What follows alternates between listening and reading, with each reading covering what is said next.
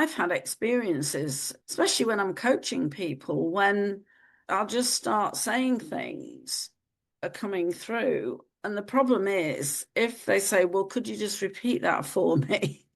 I'll say, I haven't got a clue what I just said, Uh-huh. because it wasn't me kind of logically saying something. It was just me. And it happens the same with writing as well sometimes. I've got blog posts, I go back and I read them. I think, my goodness, did I really write that?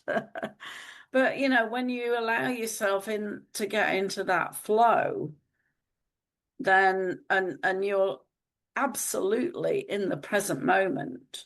This is the problem. This is why most people can't connect with it, because they're out the present moment. Their brains are so busy with all these thoughts going on that it's like trying to hear a whisper when you've got heavy rock playing. You can't hear it.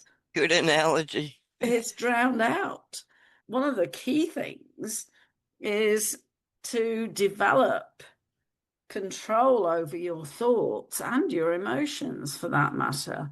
And people call it mindfulness. I call it mindlessness, because if I'm thinking about something and I want an answer to something, I'm empty-headed. I've just created space for the answer to come. And very often it doesn't come immediately, but then sometime later it'll just pop into my head. But apart from when I'm planning something actively, I don't have a head full of random thoughts and these inner critics and all the rest of it. I got rid of that years ago, probably a couple of decades ago. And that's what you have to develop. You have to be in the present moment, be present, and have a clear mind. And when I say clear, it's clear of junk, basically. It can be empty until it's a bit like turning on the radio. You're not listening to anything until you decide you want to play a certain station. So you turn the radio on. But if you want a quiet moment, you turn the radio off. Well, you can do that with your thoughts. You have the switch to turn it on and off. And the more you have it turned off,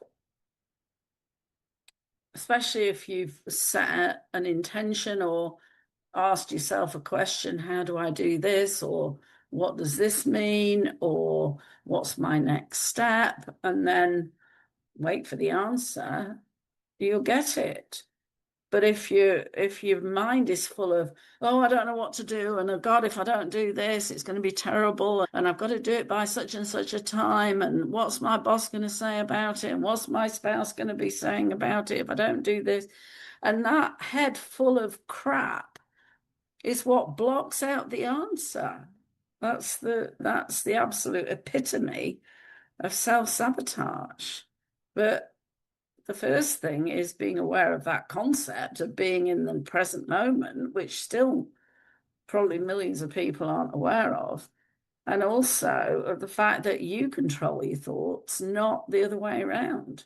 If you allow the thoughts to control you, you've had it. You're going to have so many problems. So that's the key, the fundamental point when it comes to connecting with your intuition, in my opinion.